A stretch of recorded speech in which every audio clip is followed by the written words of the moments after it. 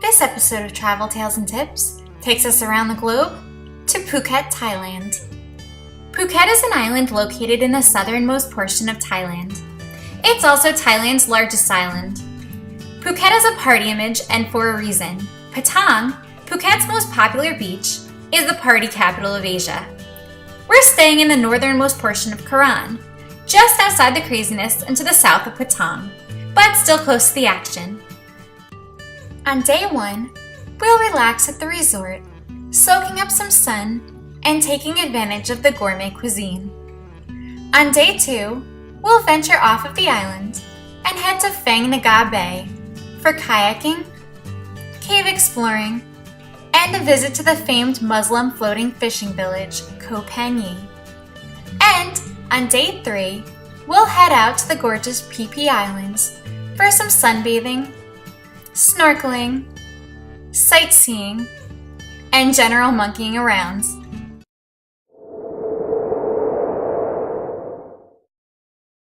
Phuket has many great resorts. We have chosen Le Méridien Phuket Beach Resort. It's a great oasis away from the craziness of town, complete with multiple pools with floating rafts, a white sand beach with a calm surf, and numerous restaurants with a plethora of dining options. And there are other added benefits to staying on a beautiful resort once in a while on vacation. From the seafood buffets, to the free entertainment you'll find at bars and restaurants, to the random baby elephant you'll encounter on his morning walk on the beach, it can be nice to pamper yourself once in a while. Spending a day and evening relaxing at the resort can be a well-deserved break from all of your sightseeing. Sometimes you need to take a mini vacation from your vacation. And don't think you won't find any local culture just because you're at the hotel. From encountering a mammoet with his elephant on the beach, to local artisans in the hotel lobby demonstrating their craft and selling their wares, there's still plenty to see if you stay on the lookout. And there's also the other perks like delicious gourmet dining options and fancy towel animals in your room each night.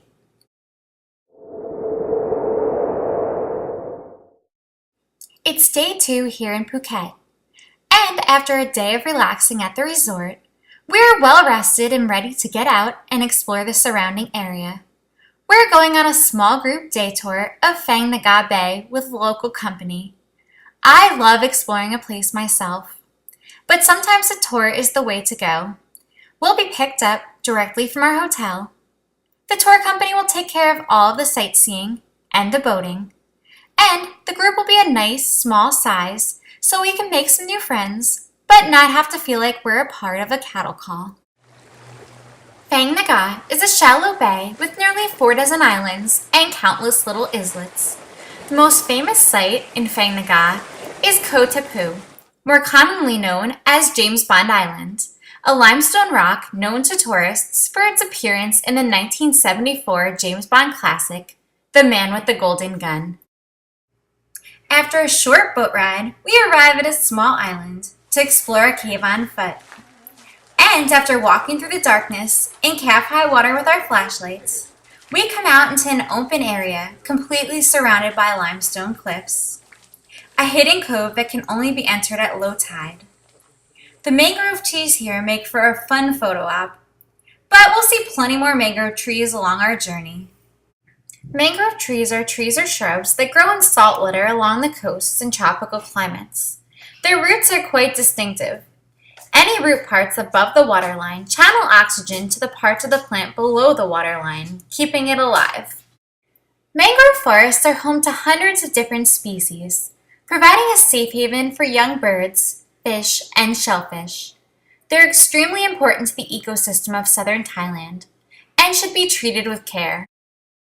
After a quick hike back through the cave, we're on the beach headed back to the boat again, just before another group of tourists head our way. Choosing the right tour can be everything. Pick a good one, and you can spend your day ahead of the crowd, enjoying the sights in peace.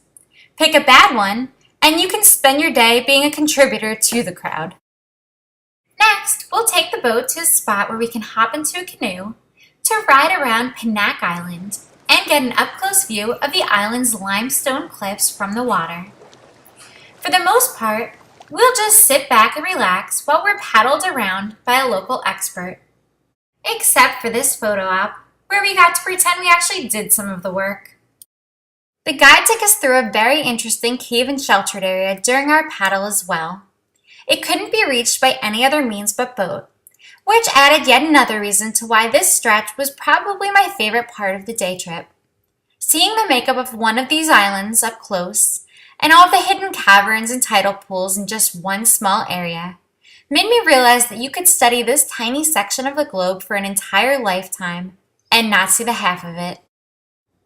And with views like that, how could you possibly want to pass up this experience in Thailand?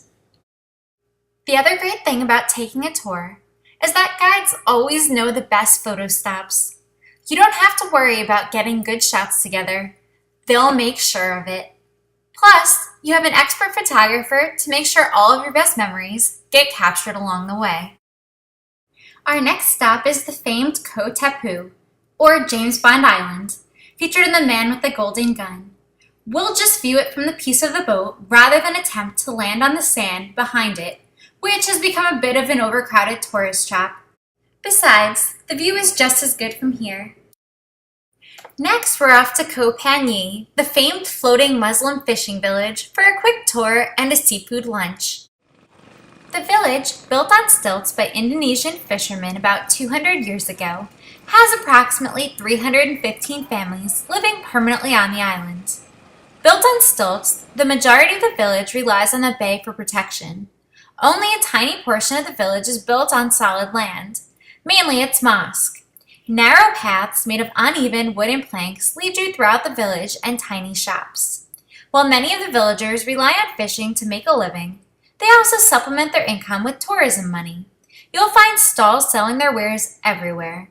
The village includes a Muslim school, floating soccer field, plenty of fishing boats, and lots of curious tourists. Be sure to stop off at the school while you're on the island. It gives you an up-close look at how locals truly live their daily life. Just be respectful of the fact that this is a learning environment and not a tourist attraction. But that doesn't mean the kids won't ham it up just a little bit for you.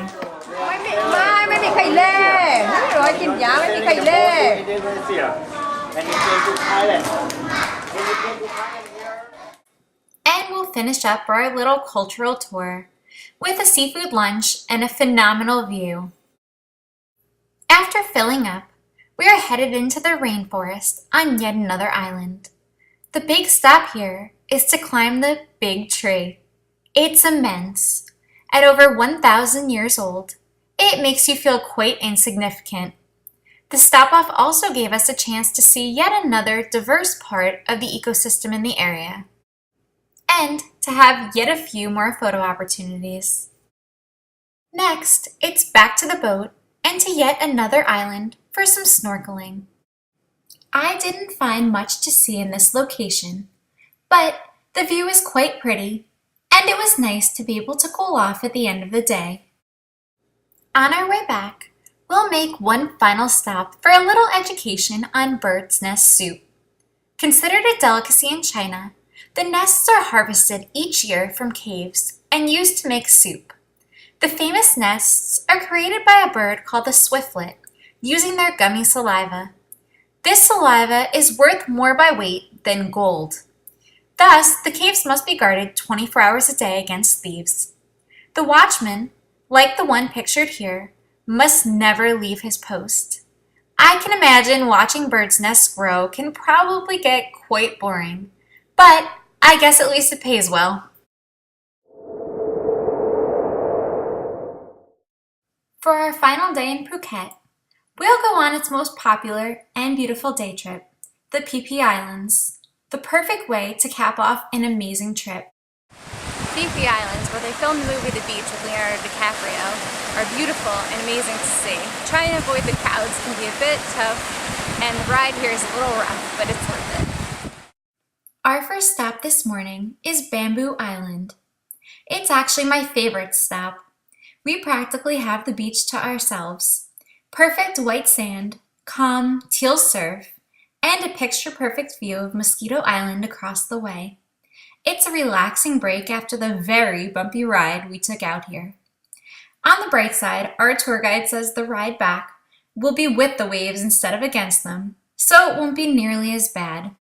When it's time to leave, I wish that we could stay here relaxing and taking in this view all day. But there's plenty more to see. The Phi Phi Islands are a part of the province of Krabi, devastated by the tsunami that hit the day after Christmas in December of 2004. Pretty much everything built on the Phi Phi Islands was leveled, and an estimated 4,000 people died in the area as a result. Our tour guide was out with tourists that day and managed to survive the wave on the boat. Now, there are tsunami alarm warning systems and evacuation plans in place on the islands, as well as on the resorts in Phuket. Today, things are basically back to normal, with infrastructure rebuilt and tourists returning in droves. But the people who survived that day will never forget it. On a lighter note, our next stop is Monkey Beach. Disclaimer, I am not suggesting that you feed the animals. But if you're going to, please follow your tour guide's instructions and do not attempt to pet them. The monkeys are not pets. However, they are used to that tourists sequel food and probably won't bite the hand that feeds them if you feed them properly. And remove your hands when you don't have any more food so that the little guys like this who aren't quite as experienced don't mistake your fingers for fruit. Now, it's time to cool off in the clear sea waters off of the aptly named Camel Rock. The snorkeling here is much better than yesterday's. This is where you go if you want to snorkel. We're surrounded by colorful fish. They don't seem to have any fear from us and will take banana, provided by our ever-prepared tour guide, right out of your hand. It's for times like these that I've invested in a waterproof camera. Getting a kiss from this fish definitely deserves a thumbs up, as does this day trip. Now that we've worked up an appetite, next up is lunch on Koh Phi Phi Don, the largest island of the Phi Phi group. It's the most populated of the islands, and where most tourists stay if they spend the night here. Our lunch is served right on the beach with the perfect tropical ambiance. Just be sure to be on the lookout for brazen, uninvited table guests looking for your scraps at the end. Our final stop is Koh Phi Phi Lay, the island everyone wants to see. It was the set of the Leonardo DiCaprio 2000 movie, The Beach. It's less built up than the larger Koh Phi Phi Don, but that makes it all the more attractive to visitors. I vote it the most beautiful of the islands. Tourists are not. Maya Bay is breathtaking. We had an early lunch so that we could arrive while the majority of the crowds are eating their lunch on Phi Phi Don. As I've said, a benefit of being on a good tour is that they know how best to try to avoid the crowds to give you all the more enjoyment. Phi Phi Lay is also the home of the Viking Cave, a location that many swiftlets call home, making it another prime location for harvesting their nests for bird's nest soup. Before we head back, the boat will pull into a calm, peaceful cove for a last dip into the water. One final picture-perfect moment jumping off of the bow of the boat. This is one memory I won't soon forget. From relaxing on the white sand beaches of your resort in Phuket, to kayaking around Phang Nga Bay and walking the uneven wooden planked paths of Koh Phangan, to feeding the monkeys on Monkey Beach, and snorkeling off of Camel Rock in the Phi Phi Islands, Phuket and the surrounding area are the perfect combination of relaxation, adventure, culture, and beauty. I hope you enjoyed our journey of southern Thailand. See you next time!